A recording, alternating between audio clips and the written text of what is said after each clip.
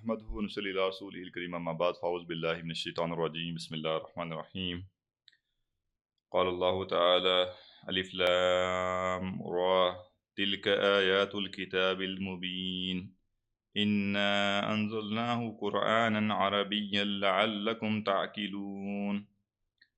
نحن نقص عليك أحسن القصص بما أوحينا إليك هذا القرآن وَإِن كُنتَ مِن قَبْلِهِ لَمِنَ الْغَافِلِينَ صدق اللہ العظیم رب اشرح لی صدری ویسر لی امری واحلل عقدۃ من لسانی یفقہوا قولی واجعل لی وزیرا من اہلی آمین یا رب العالمین۔ آج سے اللہ کا نام لے کر ہم سورہ یوسف کی تفسیر کا کورس شروع کر رہے ہیں۔ انشاءاللہ 27 دنوں میں روزانہ آدھے گھنٹے کی کلاس کر کے ہم یہ کورس انشاءاللہ مکمل کریں گے۔ اللہ تعالیٰ سے دعا ہے کہ وہ ہمیں اپنی کتاب کا علم حاصل کرنے کی توفیق عطا فرمائے۔ سورہ یوسف قرآن مجید کی ایک بالکل منفرد صورت ہے، اور اس کے جو منفرد ہونے کے پہلو ہیں، پہلی بات تو یہ ہے کہ یہ صورت پوری کی پوری ایک ساتھ نازل ہوئی ہے۔ تو قرآن مجید کی جو بڑی صورتیں ہیں جو 8-10 رکوع یا اس سے زیادہ رکوع اور رکوعات پر مشتمل ہیں، عمومی طور پہ وہ مختلف حصوں میں نازل ہوتی ہیں۔ کچھ آیات ایک دفعہ، پھر کچھ آیات، پھر ان ساری آیات کو اللہ کے نبی صلی اللہ علیہ وسلم صحابہ کو بتایا کرتے تھے کہ یہ آیات فلاں صورت کے ساتھ شامل کر دو، یہ آیات فلاں آیات سے پہلے یا فلاں آیات کے بعد رکھ دو۔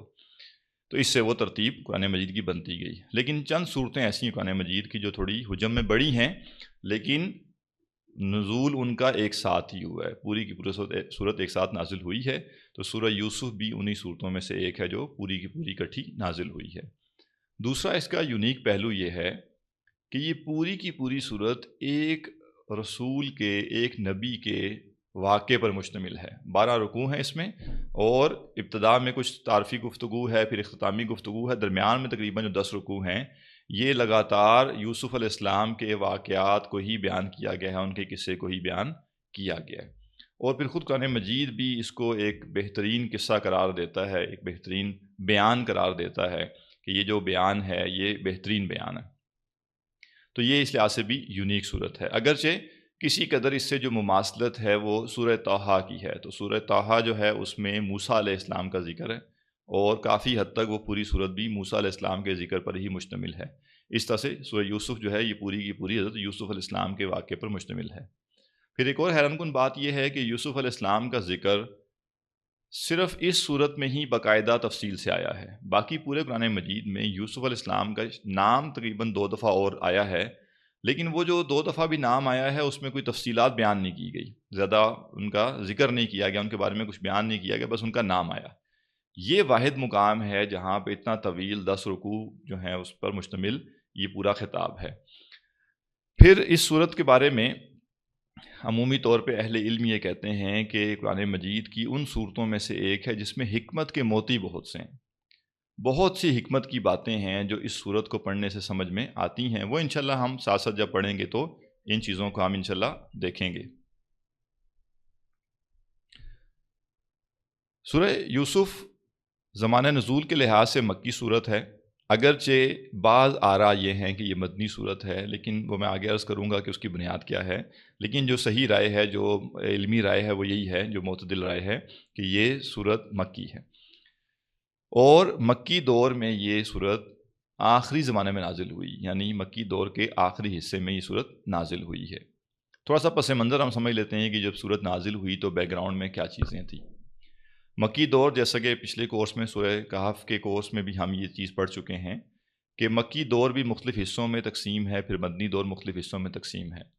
تو جو مکی دور ہے، اللہ کے نبی صلی اللہ علیہ وسلم کی نبوت کے جو ابتدائی 13 سال ہیں جو مکہ میں گزرے تھے، ان 13 سالوں میں سے جو آخری 3 سال ہیں وہ ایک الگ دور شمار کیا جاتا ہے، بیچ کے 7 سال کو الگ شمار کیا جاتا ہے، اور پہلے 3 سال کو الگ شمار، یعنی پہلے 3 سال ابتدائی دور ہے، پھر اگلے 7 سال ہیں، اس کے بعد اگلے 3 سال۔ تو یہ جو 3 سال ہیں یہ 10 نبوی سے 13 نبوی یہ جو زمانہ بنتا ہے،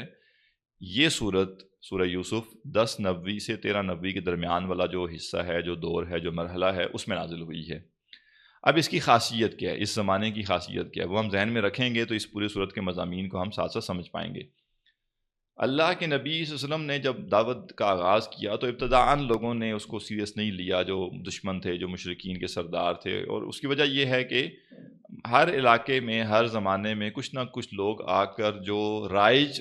نظام ہوتا ہے، جو رائج تصورات ہوتے ہیں، ان سے مختلف تصورات کے اوپر بات کرتے ہیں۔ وہ جو رائج نظام کے یا رائج تصورات کے اگینسٹ یا اس کے مخالف جو بات کی جائے گی، وہ ضروری نہیں ہے کہ اس بنیاد پر چونکہ وہ مخالف ہے تو وہ ٹھیک ہو۔ بعض اوقات لوگ یہ غلطی کر جاتے ہیں کہ وہ کہتے ہیں کہ دیکھیں جی، یہ نظام جو رائج ہے، چونکہ یہ برا نظام ہے، لہٰذا اس کے خلاف جو بھی بات کرے گا وہ ٹھیک کرے گا، تو ایسا نہیں ہے۔ رائج نظام اگر باطل ہے بھی تو اس کے خلاف صرف وہ بات صحیح ہوگی جو بات حق پر ہو۔ محض کسی بری چیز کی مخالفت سے وہ چیز خود صحیح نہیں ہو جاتی۔ یہ نکتہ لازمی ذہن میں رکھنا چاہیے، کیونکہ بعض اوقات ہم رد عمل میں آ کے، ریئیکشن میں آ کے ایک غلط چیز کو رد کرنے کے لیے یا ایک غلط چیز کی نفرت میں ایک اور غلط چیز کو اپنا بیٹھتے ہیں، جبکہ وہ دوسری بھی غلط ہوتی ہے، وہ بھی باطل کا ہی ایک اور فلیور ہوتا ہے، وہ بھی ناحق کی ہی ناحق کا ہی ایک اور شیڈ ہوتا ہے۔ لیکن چونکہ ہم رد عمل میں آئے ہوئے ہوتے ہیں، ہم کہتے ہیں نہیں جناب یہ غلط ہے، وہ غلط ہے، اور جو اس غلط کے خلاف بات کرے گا میں اس کے ساتھ ہوں۔ وہ غلط کے خلاف جو بات کر رہا ہے وہ تو ٹھیک ہے، لیکن وہ جو اپنی بات کر رہا ہے وہ کیا ہے؟ وہ حق پر کھڑی ہوئی بات ہے یا وہ بھی باطل ہی ہے اور وہ باطل کی ایک اور قسم ہے؟ یہ ہمیں پتہ ہونا چاہیے۔ برحال مشرکین مکہ نے ابتدائی دور میں مسلمانوں کی اس دعوت پر زیادہ کوئی غور نہیں کیا، کہ ان کو لگا کہ ٹھیک ہے، ہر زمانے میں یہاں ایسے لوگ آتے رہے ہیں، ایک آدھ بندہ تھوڑی سی ذرا ہٹی ہوئی باتیں کرتا ہے رائج باتوں سے، تو خیر ہے، کوئی بات نہیں۔ لیکن 3 سال کے عرصہ جب گزر گیا، پہلے 3 سال اس میں ہمیں کوئی مخالفت زیادہ نہیں ملتی، اس میں ہمیں کوئی تشدد نہیں ملتا، کوئی آپ کہہ لیں ٹارچر نہیں ملتا، کوئی اس طرح کی یعنی فزیکل مخالفت نظر نہیں آتی۔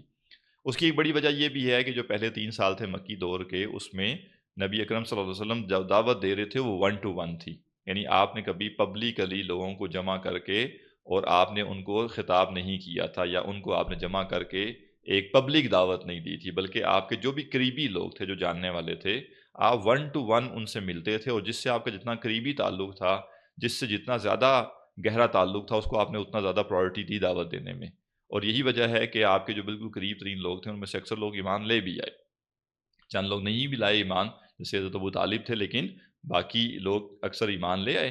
اب جب اللہ تعالیٰ نے آپ کو حکم دیا کہ اب آپ اپنی جو دعوت ہے اس کو اگلے فیز میں داخل کریں، تو آپ نے سب سے پہلے کیا کیا؟ آپ کو حکم دیا گیا وَأَنذِرْ عَشِيرَتَكَ الْأَقْرَبِينَ، آپ اپنے جو قریبی رشتہ دار ہیں ان کو خبردار کریں۔ تو آپ نے خاندان کی دعوت کی اور آپ نے ان سب کو جمع کیا، اور جمع کر کے ان کے سامنے اپنی بات رکھنا چاہی تو اس سے پہلے ابو لہب بھانپ گیا اور اس نے کہا کہ کوئی ایسی بات کرنے کی ضرورت نہیں ہے، اور کچھ ایسا نہ کہو جس سے ہمیں مسئلہ ہو، بس ایسی کچھ باتیں کر کے اس نے وہ ساری جو دعوت تھی اس کو اسی طرح کلوز کر دیا۔ پھر دوسری دفعہ پھر اللہ کے نبی صلی اللہ علیہ وسلم نے دعوت کی سارے خاندان کی۔ پہلی دفعہ یہ ہوا تھا کہ آپ نے ان کو جو کھانا تھا وہ پہلے پیش کیا اور گفتگو آپ نے بعد میں کرنی تھی۔ دوسری دفعہ آپ نے ابو لہب کو موقع نہیں دیا اور آپ نے پہلے ہی گفتگو شروع کر دی، اور آپ نے اپنی نبوت کا، اپنی رسالت کا ان کے سامنے اظہار کیا۔ اس موقع پہ ابو لہب نے مخالفت کی اور اس نے وہ ساری باتیں کی جو کہ سیرت میں ہم پڑھتے رہتے ہیں۔ اور اس کے بعد آپ کو حکم دیا گیا فَاصْدَعْ بِمَا تُؤْمَرُ، اے نبی جو آپ کو تعلیم دی جا رہی ہے، جو وحی نازل کی جا رہی ہے، اس کو ڈنکے کی چوٹ بیان کریں۔ تو آپ پھر کوہ صفا پہ چڑھے، اور کوہ صفا پر چڑھ کر آپ نے، چھوٹی سی ایک پہاڑی تھی اور مکہ والوں کا رواج تھا کہ ایمرجنسی خبر جو ہوتی تھی، یا جیسے آپ کہتے ہیں بریکنگ نیوز، تو کوئی ایمرجنسی کی خبر ہے، کوئی بریکنگ نیوز ہے، تو وہ صفا پہاڑی پہ چڑھ کے کوئی بندہ وہ اپنے کپڑے پھاڑتا تھا اور چلاتا تھا، اور لوگوں میں پینک کریٹ ہوتا تھا، لوگ آتے تھے اور جمع ہوتے تھے، اور وہ ان کو اپنا جو بھی مدعا ہے وہ ان کے سامنے رکھتا تھا۔ اللہ کے نبی صلی اللہ علیہ وسلم نے اس معروف طریقے میں سے جو باطل پہلو تھا، جو غلط پہلو تھا، اس کو نکال دیا، اور جو جائز پہلو تھا، جو مباح پہلو تھا، اس کو باقی رکھا، اور آپ بھی کوہ صفا پہ چڑھے اور آپ نے مشرکین کو جمع کیا، اور آپ نے کہا کہ میں تمہیں ایک ایسا، اگر میں تمہیں یہ کہوں کہ اس پہاڑی کے پیچھے ایک لشکر ہے تو کیا تم میری بات مانو گے؟ تو انہوں نے کہا جی بالکل مانیں گے، آپ سچے ہیں، آپ مددگار ہیں۔ تو اس پہ آپ نے کہا کہ پھر مانو کہ میں اللہ کا رسول ہوں۔ یہ موقع تھا جب مشرکین مکہ کو ایک پبلکلی پتہ چلا کہ اب ایک نبی اور رسول یہاں آ چکے ہیں، اور وہ اپنی دعوت دے رہے ہیں، اور وہ مطالبہ کر رہے ہیں پوری قوم سے کہ وہ ان کو مانیں، ان پر ایمان لائیں۔ یہاں سے مخالفت شروع ہوئی ہے۔ یہ مخالفت شروع میں سمجھانے تک تھی، مشورے تک تھی، خیر خواہی تک تھی، پھر سختی کی طرف آئی، پھر دھمکی کی طرف آئی، پھر یہ فزیکل ٹارچر کی طرف آ گئی، ساتھ میں اس کے جو ہے وربل ٹارچر بھی موجود تھا، شاعر کہا جا رہا ہے، مجنوں کہا جا رہا ہے، اور اسی طرح جادوگر کہا جا رہا ہے، مختلف طرح کے طعنے دیے جا رہے ہیں، اور ان طعنوں کے ساتھ ساتھ فزیکلی بھی پہلے صحابہ کو ٹارچر کیا گیا تاکہ اللہ کے نبی صلی اللہ علیہ وسلم صحابہ کی اذیت برداشت نہ کر سکیں اور آپ کو ایسا قدم اٹھائیں جس سے مشرکین مکہ کو یہ موقع مل جائے کہ وہ آپ کی پوری دعوت کو کچل سکیں۔ لیکن جب ان ساری چیزوں کے نتیجے میں انہیں کوئی کامیابی حاصل نہیں ہوئی تو پھر انہوں نے ظلم و تشدد کا اگلا درجہ اس پہ چلے گئے، اور وہ یہ تھا کہ پھر جو اللہ کے نبی صلی اللہ علیہ وسلم کے قریبی صحابہ تھے جیسے ابوبکر ہیں، ان کو بھی ٹارچر کیا گیا، خود اللہ کے نبی صلی اللہ علیہ وسلم کو فزیکلی ٹارچر کیا گیا۔ اور یہ وقت جب اپنے پیک پہ جا رہا تھا تو اس موقع پہ اللہ کے نبی صلی اللہ علیہ وسلم نے صحابہ سے کہا کہ اب وہ ہجرت کر کے حبشہ چلے جائیں۔ یہ 5 نبی کا واقعہ ہے۔ کچھ صحابہ ہجرت کر کے حبشہ چلے گئے، تھوڑے دنوں بعد ایک افواہ ان تک پہنچی کہ مشرکین مکہ سارے مسلمان ہو گئے ہیں، لہٰذا وہ سب واپس آ گئے خوشی سے، لیکن جب واپس آ کے انہوں نے دیکھا تو یہ خبر صحیح نہیں تھی۔ پھر اگلے سال 6 نبوی میں بہت زیادہ اور لوگ ان کے ساتھ شامل ہوئے اور یہ لوگ حبشہ چلے گئے، 70 سے زیادہ لوگ جو ہیں وہ حبشہ جا کر وہاں پہ رہنا شروع ہو گئے۔ ہجرت حبشہ جو دوسری دفعہ ہوئی ہے 6 نبوی میں،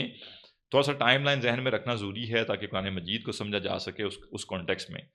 تو اب جب یہ 70 سے زیادہ لوگ چلے گئے حبشہ، تو مکہ میں جو مسلمان ہیں وہ بہت تھوڑے رہ گئے ہیں، آپ کہہ لیں وہ 40-50 مسلمان مکہ میں رہ گئے ہوں گے، اور یہ وہی مسلمان تھے مکہ میں جو یا تو ہجرت کسی وجہ سے نہیں کر سکتے تھے، یا تھوڑی سی ان کی ایسی حیثیت تھی کہ یہ مکہ میں رہ کر بھی سروائیو کر سکتے تھے،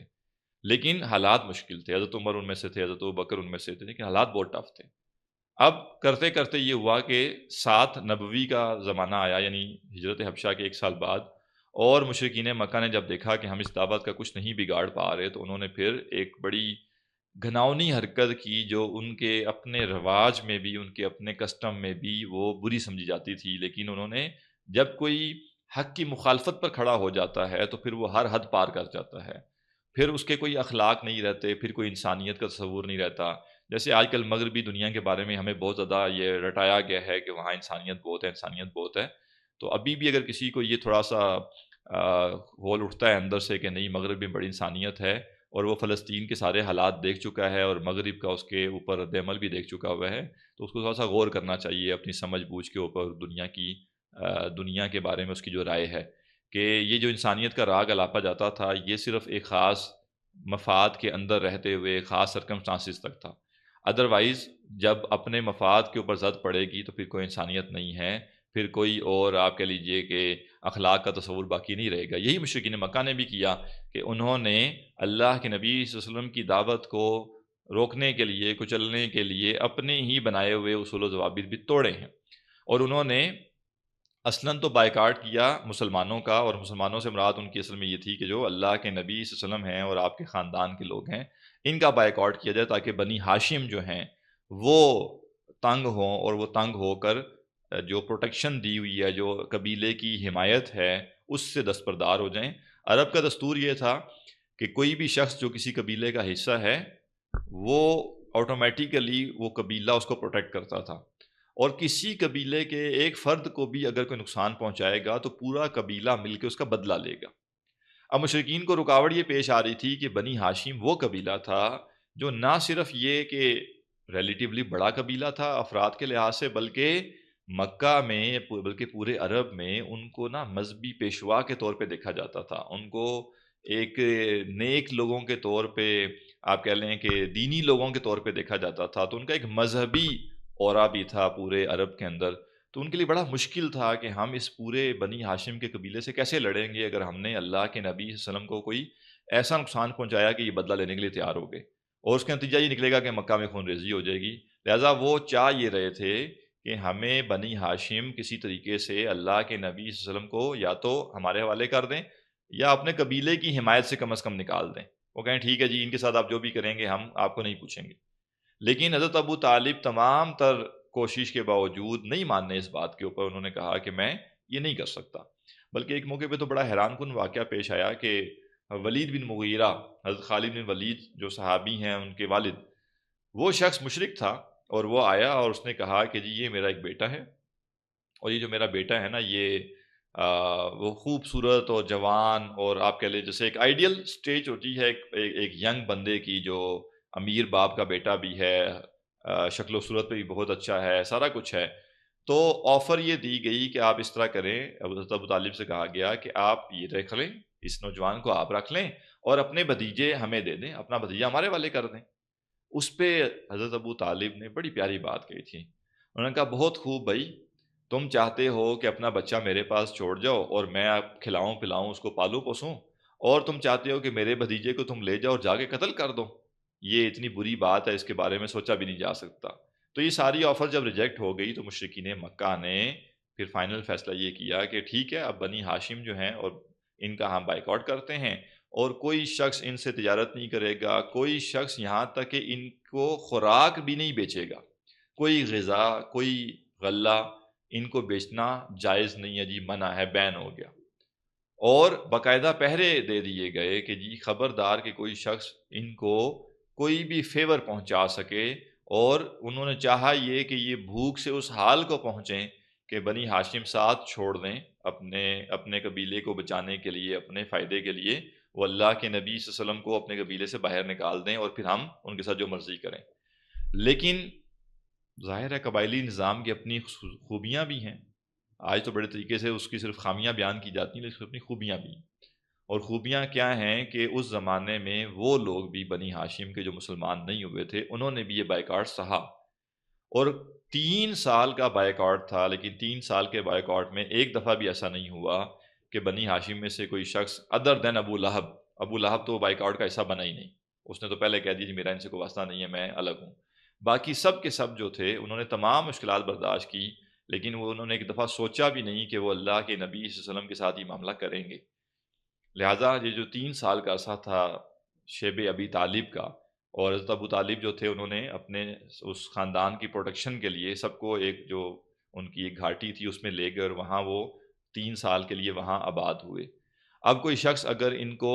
سامان بیچنا بھی چاہتا، کوئی باہر سے قافلہ آتا اور یہ لوگ جا کے اس سے کچھ خریدنا چاہتے، تو جو باقی لوگ ہیں جو مشرک ہیں وہ کئی گنا زیادہ قیمت دے کر اس سے وہ چیز خرید لیتے، اور وہ اسے کہتے کہ ان کو نہیں بیچنی۔ اور حالات اس قدر تنگ تھے، اس قدر تنگ تھے کہ ایک صحابی کہتے ہیں کہ بچوں کے چیخنے چلانے کی آوازوں سے ہم رات سو نہیں پاتے تھے۔ اور بچے کیوں چیخ رہے ہیں، چلا رہے ہیں؟ بھوک کی وجہ سے، بھوک سے نڈال ہو رہے، درختوں کی جو چھال ہے اس کو چوسا جا رہا ہے، چمڑے کو چبایا جا رہا ہے، اور نہ جانے کیا کیا طریقے سے بس کسی طریقے سے سروائیو کیا گیا بس۔ اور یہ اتنا سخت قحط تھا، اتنا قحط تو نہیں کہنا چاہیے، اتنا سخت بائیکاٹ تھا یہ کہ فزیکلی بھی سب لوگوں کو اچھی خاصی پریشانی اٹھانی پڑی، اور آپ کہہ لیجئے کہ فزیکل ہیلتھ جو ہے وہ اچھی خاصی متاثر ہوئی۔ اور جب یہ 10 نبوی میں جا کر یہ بائیکاٹ ختم ہوا، اس کا بھی بڑا ایک دلچسپ واقعہ ہے کہ وہ کیسے ختم ہوا، تو برحال اس کا اس وقت حال یہ ہو چکا تھا کہ حضرت ابو طالب ویسے بھی بزرگ بھی ہو چکے تھے، لیکن اس بائیکاٹ کی سختیوں نے ان کو مزید کمزور کر دیا، اور وہ بائیکاٹ ختم ہونے کے کچھ عرصے بعد ان کی ڈیتھ ہو گئی، ان کا انتقال ہو گیا۔ حضرت خدیجہ رضی اللہ عنہا بھی اس بائیکاٹ سے متاثر ہوئی ہیں۔ اللہ کا فیصلہ ہے، اللہ تعالیٰ نے جو جیسے طے کیا ہوا ویسے ہی ہوتا ہے، لیکن ظاہری اسباب میں آپ کہہ لیجئے کہ اس بائیکاٹ کے نتیجے میں ان کو بھی وہ بھی افیکٹ ہوئی ہیں، اور 10 نبوی میں ان کی بھی وفات ہوئی۔ اور 10 نبوی وہ سال ہے جس کو عام الحزن کہا گیا کہ یہ غم کا سال ہے، کیونکہ اللہ کے نبی صلی اللہ علیہ وسلم کو 2 طرح کی سپورٹ حاصل تھی، جو دونوں سپورٹس ایک ساتھ ایک ہی سال میں ختم ہو گئی۔ جیسے میں نے پہلے عرض کیا کہ جو مکہ کا علاقہ تھا، وہاں کا جو کسٹم تھا، وہاں کا جو رواج تھا، اس میں یہ چیز موجود تھی کہ ایک تو قبیلے کی سپورٹ چاہیے، اور دوسرا جو بھی کام کرنا ہے دین کا، دعوت کا، یہ ذہن میں رکھیے گا، یہ ہمارے یہاں ایک عجیب و غریب تصور لوگوں کے اندر پایا جاتا ہے کہ then is equal to free. Then is equal to free نہیں ہو سکتا۔ کیوں نہیں ہو سکتا؟ کیونکہ جب بھی آپ دین کا کام کریں گے تو بہت سے اخراجات ہیں جن میں سے ایک خرچے کو تو آپ ختم کر سکتے ہیں۔ مثلا اگر کوئی تدریس کا کام ہو رہا ہے، کوئی تعلیم کا کام ہو رہا ہے، تو جو شخص پڑھا رہا ہے وہ تو چلے کہے گا جی میں نے پیسے نہیں لینے، مجھے کچھ اس سے کوئی بدلہ نہیں چاہیے، لیکن جو باقی ساری ایڈمنسٹریٹو کاسٹ ہے وہ سب تو اپنی جگہ پہ ہوگی۔ اب لوگ دینی اداروں میں جاتے ہیں، دینی مدرسوں میں جاتے ہیں، اور وہ یہ توقع کرتے ہیں کہ ہمیں سب کچھ فری ملے۔ تو سوال یہ ہے کہ کیا جو عمارت ہے، اگر وہ کرائے کی عمارت ہے تو کرایہ تو پے کرنا ہی کرنا ہے، بجلی استعمال ہوگی، بجلی کا بل پے کرنا ہے، اور اگر وہاں پہ اتنا سارا انتظام کرنا ہے تو کوئی 2-3 لوگ انتظام کے لیے بھی ہوں گے، ان کے بھی اخراجات ہوں گے۔ ایسے ہی اللہ کے نبی صلی اللہ علیہ وسلم نے جب دعوت کا آغاز کیا تو اس دعوت کو مالی مدد کی ضرورت بھی تھی، اس کو فنڈ کی ضرورت بھی تھی، اور اس میں اگر آپ کو ایک سپورٹ حاصل تھی تو وہ تو خدیجہ کی تھی۔ اگرچہ آپ اپنا بہت سارا مال خرچ کر چکے تھے، لیکن پھر بھی جو آپ کے پاس مال تھا وہ خدیجہ کا، وہ انہوں نے پیش کیا ہوا تھا کہ آپ جس رستے میں استعمال کرنا چاہیں آپ کریں۔ اور ایک تیسری سپورٹ جو آپ کو چاہیے تھی وہ مورل سپورٹ تھی۔ انسان باہر جتنے مرضی چیلنجز سے نبٹ کے آئے، اگر گھر آ کر اس کو گھر سے یہ سپورٹ مل جائے، اس کو تسلی دی جائے، اس کو بتایا جائے کہ ہاں جو کچھ بھی ہوگا، جو حالات بھی پیش آئیں گے، آپ اپنے مشن پہ ڈٹے رہیے، ہم آپ کے ساتھ ہیں۔ اگر ایک شخص کو اس کی بیوی کی طرف سے یہ سپورٹ مل جائے کہ اچھے حالات ہوں، برے حالات ہوں، اس کی بیوی یہ کہے کہ تم کبھی اپنے مقصد پہ کمپرومائز نہ کرنا، یہ سوچتے ہوئے کہ فیملی کا کیا بنے گا، جو تمہیں مشکل پیش آئے گی ہم برابر اس کو جھیلیں گے، جو تنگی تمہیں پیش آئے گی ہم اس کو برابر جھیلیں گے، اور ہم کبھی شکوہ نہیں کریں گے۔ یہ سپورٹ جس شخص کو حاصل ہو جائے وہ شخص پھر بڑے بڑے کام کر سکتا ہے۔ تو اللہ کے نبی صلی اللہ علیہ وسلم کو اللہ تعالیٰ نے یہ نعمت عطا فرمائی کہ آپ کی جو زوجہ ہیں حضرت خدیجہ رضی اللہ تعالیٰ عنہا، انہوں نے ایک ایسی سپورٹ دی ہوئی تھی کہ آپ جس مرضی حالت میں ہیں، جو بھی آپ کے چیلنجز ہیں، انہوں نے ہر حال میں آپ کو ساتھ میں سپورٹ کیا، آپ کے ساتھ وہ کھڑی رہی، اور آپ کو انہوں نے انکریج بھی کیا کہ آپ اس راستے پہ ڈٹے رہیے۔ تو یہ جو سپورٹ تھی یہ بھی، اور حضرت ابو طالب کی سپورٹ، یہ بھی 10 نبوی میں ختم ہو گئی، اور اس کو عام الحزن قرار دیا۔ اور اس عام الحزن کا اندازہ آپ کر سکتے ہیں کہ اتنا بڑا غم ہے کہ آپ اللہ کے نبی صلی اللہ علیہ وسلم اس پورے سال کو عام الحزن کہہ رہے ہیں، اور پھر اسی سال یہ واقعہ پیش آیا کہ آپ طائف گئے ہیں، اور طائف آپ کے ساتھ جو کچھ پیش آیا وہ بھی آپ کے علم میں ہے، معروف واقعہ ہے سیرت کا۔ یہ ساری چیزیں جمع ہو چکی ہوئی ہیں، اور ان حالات میں سورہ یوسف نازل ہو رہی ہے۔ تو سورہ یوسف کے مضامین میں سے ایک بڑا مضمون غم، اور غم کی حالت میں انسان کو جو اللہ سبحانہ وتعالیٰ کی طرف سے کیور ہے، اس کا جو ایک علاج ہے یا اس کی ایک تسلی ہے، یہ سورہ یوسف میں موجود ہے۔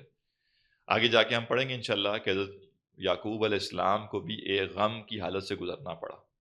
بہت بڑا غم تھا، اور اس غم میں جو کچھ واقعات پیش آئے وہ اس صورت کے اندر شامل ہیں۔ لہٰذا سورہ یوسف جو ہے وہ جہاں اور بہت سے مضامین اس میں ہیں، جہاں اور بہت سارے معنی ہیں، جہاں اور بہت سی کانسیپٹس کو بیان کیا گیا ہے، وہیں پہ سورہ یوسف کے بارے میں کہا جاتا ہے کہ یہ غم کے وقت کی بہترین ساتھی ہے۔ یعنی انسان اگر غمگین ہے، اداس ہے،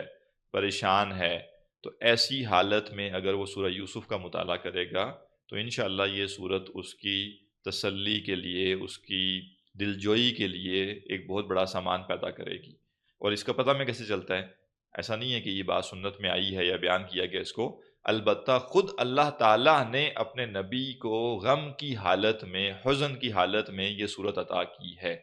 لہٰذا ہر وہ شخص جس کو کوئی غم لاحق ہو، حزن لاحق ہو، اسے چاہیے کہ وہ اس صورت کی تلاوت بھی کرے، اور وہ اس صورت کے مضامین پر بھی غور کرے، تاکہ اسے روحانی طور پہ بھی اس کی دلجوئی ہو سکے، اور نظریاتی طور پہ، ذہنی طور پہ بھی اس کو یہ سمجھ آئے کہ غم کے حالت میں میں نے معاملات کو ڈیل کیسے کرنا ہے، یا کوئی بھی جو غم کا معاملہ ہوتا ہے اس کا انجام کیا ہوتا ہے اگر انسان صبر کرے اور اللہ سے امید لگائے رکھے، اور اللہ تعالیٰ کی نافرمانی نہ کرے، اور اللہ تعالیٰ کا کفر نہ کرے، اس کی ناشکری نہ کرے، تو اس کا کیا ہی اچھا انجام ہوتا ہے، اور کیسے اللہ تعالیٰ اس کی مدد فرماتا ہے۔ تو یہ چیز بھی انسان کو اگر وہ سورہ یوسف کا مطالعہ سمجھ کے کرے گا غم کی حالت میں تو اس کو فائدہ دے گی۔ تو اب یہ جو بیک گراؤنڈ ہے سیرت کا، یہ سامنے رکھتے ہوئے آپ ذہن میں رکھیے کہ سورہ یوسف نازل ہو رہی ہے، لیکن نزول جب بھی کسی صورت کا ہوتا ہے اس کے ساتھ اٹیچ واقعات یا اس کا شان نزول، وہ تو الگ الگ چیزیں ہو سکتی ہیں، لیکن وہ پوری صورت ان پورے حالات و واقعات کے مطابق بھی معاملات کو بیان کر رہی ہوتی ہے۔ اب سورہ یوسف جو ہے اس کے زمانہ، اس کا جو سبب نزول ہے، شان نزول ہے، اس کے بارے میں دو طرح کی چیزیں ہمیں ملتی ہیں۔ ایک چیز ہمیں یہ ملتی ہے کہ بعض روایات میں آتا ہے کہ یہود، یا بعض لوگ یہ کہتے ہیں کہ یہود سے انیشیٹ ہوئی بات، لیکن بات پہنچائی مشرکین مکہ نے۔ مشرکین مکہ نے یہود کی آشرواد پر اللہ کے نبی صلی اللہ علیہ وسلم سے نبوت کے ثبوت کے طور پہ ایک سوال کیا اور کہا کہ اگر آپ واقعتاً نبی ہیں اور آپ کے پاس اللہ کی طرف سے وحی آتی ہے تو آپ یہ بتائیے کہ حضرت یعقوب علیہ السلام اور حضرت یوسف علیہ السلام جو ہیں ان کا علاقہ تو فلسطین تھا، یعنی ان کا جو آبائی علاقہ ہے وہ فلسطین تھا، تو یہ لوگ اگر فلسطین کے تھے تو قرآن تو موسیٰ علیہ السلام کا ذکر کرتا ہے مصر کے ساتھ کہ موسیٰ علیہ السلام مصر میں تھے اور موسیٰ علیہ السلام کا جو بھی سابقہ پیش آیا فرعون کے ساتھ اس سارے کا ذکر ہے، تو یہ کیسے ہوا کہ حضرت یعقوب علیہ السلام جو فلسطین کے رہنے والے تھے ان کی جو آگے نسل ہے وہ مصر کیسے پہنچے ہیں؟ اب ہمیں یہ بتائیے۔ اچھا، یہ ایک ایسی بات تھی جو خود مشرکین کو بھی نہیں معلوم تھا، یعنی کسی حد تک موسیٰ علیہ السلام کا ذکر تو مشرکین نے سنا ہوا ہوگا لیکن یوسف علیہ السلام کا تو کوئی ذکر یا ان کا کوئی واقعہ، یہ تو اہل عرب اس سے واقف ہی نہیں تھے کیونکہ اس کا کوئی ان کے ساتھ واسطہ نہیں تھا۔ ٹھیک ہے، ابراہیم علیہ السلام کو وہ ایک بڑی شخصیت بلکہ جس زمانے تک اللہ کے نبی کی جب نبوت ہوئی اس زمانے تک تو مشرکین مکہ ان کو نبی تو مانتے ہی نہیں تھے، وہی تصور سے ہی ان کے ہاں ختم ہو گیا تھا کہ کوئی نبوت بھی کوئی چیز ہوتی ہے۔ تو وہ ابراہیم علیہ السلام کے بارے میں جو تصور رکھتے تھے وہ یہ تھے کہ ایک نیک بزرگ، بہت اعلیٰ شخصیت، بہت روحانی شخصیت، تو وہ ان کو تو جانتے تھے۔ اور پھر آگے چونکہ بنی اسماعیل اور بنی اسرائیل دو نسلیں چلی ہیں لہٰذا وہ یہ بھی جانتے تھے کہ بنی اسرائیل کون ہے اور ان میں ایک موسیٰ علیہ السلام آئے ہیں، لیکن یوسف علیہ السلام کا بہت زیادہ تذکرہ، ان کی بہت زیادہ باتیں یہ اہل عرب کو نہیں پتہ تھی۔ تو اب انہوں نے اپنی طرف سے بڑی سمجھداری کی، انہوں نے کہا جی یہ جو عام سوال پوچھنے لگے نا، اب تو جیسے ہم نے جیسے پھنسا لیا اس معاملے میں اور اب تو ہم جو ہے کامیابی حاصل کر کے رہیں گے اور ہم جیسے ایکسپوز کر دیں گے کہ دیکھیں جی ان کو ان چیزوں کا معلوم نہیں ہے۔ تو اللہ سبحانہ تعالیٰ نے اس سوال کے جواب میں جو چاہے یہود کی طرف سے ڈائریکٹلی آیا یا وہ مشرکین مکہ کے ذریعے آیا، انیشیٹ ظاہر ہے وہ یہود کی طرف سے ہوا یا اس کا سورس یہود ہی تھے، یہ بھی ممکن ہے کہ مکہ میں سے کوئی ان سے ملا ہو اور اس نے کہا ہو کہ بھائی تم لوگ اس طرح کی نبوت کی باتیں کرتے رہتے ہو تو ہمیں کوئی ایسا سوال بنا کر دو جو ہم ان سے پوچھیں اور یہ اس میں کامیاب نہ ہو سکیں، واللہ اعلم۔ یہی وجہ ہے جو لوگ کہتے ہیں کہ یہود نے یہ سوال پوچھا تھا ڈائریکٹلی تو وہ پھر اس طرف گئے ہیں کہ یہود تو مکہ میں تھے ہی نہیں، مکہ میں ایک دو تین عیسائی تو موجود تھے لیکن یہودی کوئی بھی نہیں تھا پورے مکہ میں، اور اللہ کے نبی صلی اللہ علیہ وسلم ہجرت سے پہلے مدینہ گئے نہیں ہیں اور مدینہ سے کوئی یہودی مکہ آیا نہیں ہے، تو اس لیے بعض لوگ جو یہ کہتے ہیں کہ یہ سوال یہود نے کیا تھا وہ کہتے ہیں یہ صورت مدنی ہے، اور جو لوگ کہتے ہیں کہ نہیں یہ سوال اگر یہود نے کیا بھی تھا تو ڈائریکٹلی نہیں کیا تھا بلکہ سوال یہود کا تھا، کنوے کرنے والے مشرکین مکہ تھے، چاہے وہ ان سے جا کے ملے ان سے خود سوال لے کر آئے جیسے کیسے ان کو پتہ چل گیا لیکن انہوں نے سوال کیا۔ تو ایک رائے یہ ہے، دوسری رائے یہ ہے کہ اللہ کے نبی صلی اللہ علیہ وسلم کے صحابہ آپ کے پاس ایک دفعہ آئے اور انہوں نے کہا کہ اے اللہ کے نبی لو حدثتنا، آپ ہمیں کچھ بیان کریں، کچھ چیزیں بیان کریں، تو اللہ سبحانہ تعالیٰ نے اس موقع پر ایک آیت نازل فرمائی اور فرمایا کہ اللہ نزل احسن الحدیث کتابا متشابہا، اللہ نے بہترین کلام نازل کر دیا ہے جو کہ کتاب ہے ملتے جلتی، مسانیہ تقشعر منہ جلود الذین یخشون ربہم،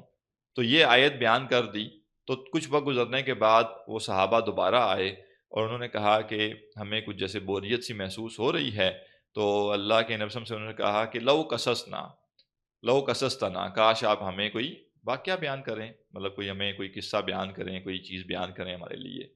تو اس موقع پہ کہا جاتا ہے کہ یہ صورت نازل ہوئی، اور یہ بالکل ممکن ہے کہ دونوں چیزیں جمع ہو گئی ہوں، ایک طرف صحابہ نے بھی جیسے آ کے یہ مطالبہ کیا ہو کہ ہمیں کوئی واقعہ سنائیے آپ، اور ظاہر ہے ان کا ضروری نہیں ہے کہ مطالبہ یہ ہو کہ قرآن کی آیتیں نازل ہو جائیں، لیکن اللہ سبحانہ تعالیٰ نے اس کے لیے پورا ایک واقعہ نازل کر دیا جو کہ ایک بہترین واقعہ ہے، اور یہ بھی ممکن ہے کہ اسی موقع پہ مشرکین مکہ نے بھی آ کے یہ سوال کیا ہو کہ بتائیے جی کہ حضرت یعقوب تو جو تھے وہ فلسطین کے رہنے والے تھے تو وہ مصر کیسے پہنچے،